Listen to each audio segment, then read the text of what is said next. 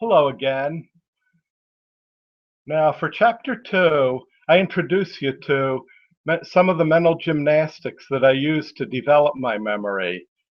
It started when I was in kindergarten, not quite 6 years old. It was the week of Monday, February 28th through March 4th, 1966.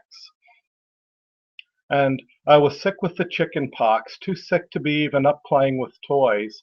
And it happened my Uncle Billy down the street had given me a calendar for that year, 1966.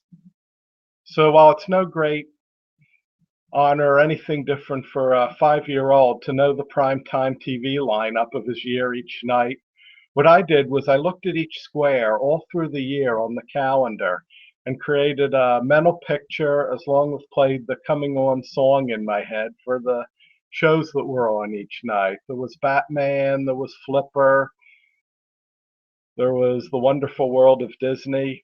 So lots of shows.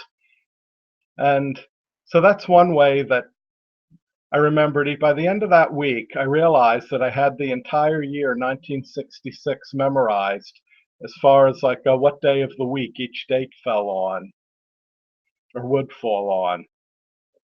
And another thing I did in order to group days, which days fall on the same day in each month, I did a little trick where I'd use rote memory for this, which is where you just recite over and over again until it sticks in your head.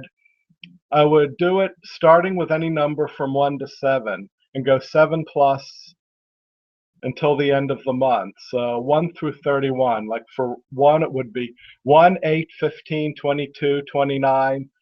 For 6, it would be 6, 13, 20, 27. 4 would be 4, 11, 18, 25.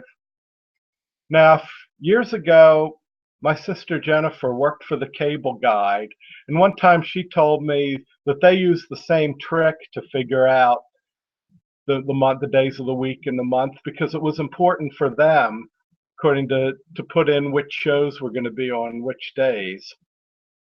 So that helped them speed things up with figuring it out.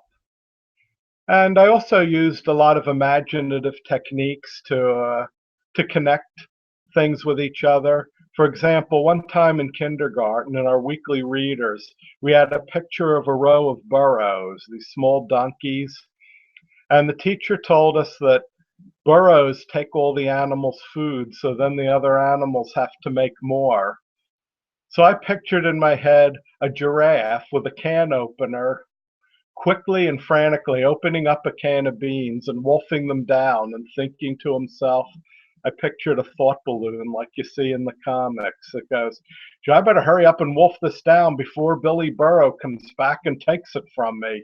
So I created a lot of silly pictures that were bizarre enough so that they couldn't happen in real life. And that actually aids you in memory.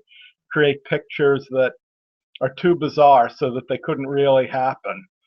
So I had not only a good memory that was developing, but quite an imagination.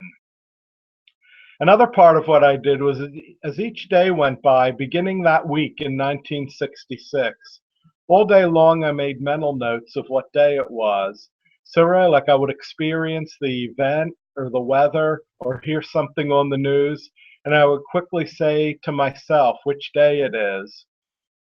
For instance, a recent date might think you hear about Aaron Moran's death from Happy Days, and I would quickly think to myself, okay, Saturday, April 22nd, 2017. And I did that for everything as I went through my days, all these experiences. And like, so, and then it was, I remember days when I'd be being driven to school in the rain and making a mental note of which day it was and what the hot days were. And there'll be more on that on the chapter on weather. So I had a restless mind, but I liked doing it. It wasn't anything that I felt I had to do. I was just inclined this way. So in this chapter, I would advise that you read it slowly because there's a lot in there, and go in with the idea of I'm going to enjoy learning about this and being wowed by all these mental gymnastics because They might seem hard, but just take it as fun and amusement, and that I practiced this for a very long time, much longer than it takes to read a chapter in a book. And later on, the last few chapters, I'm going to walk you through some exercises where you can improve your own memory. So stay tuned for a fun ride.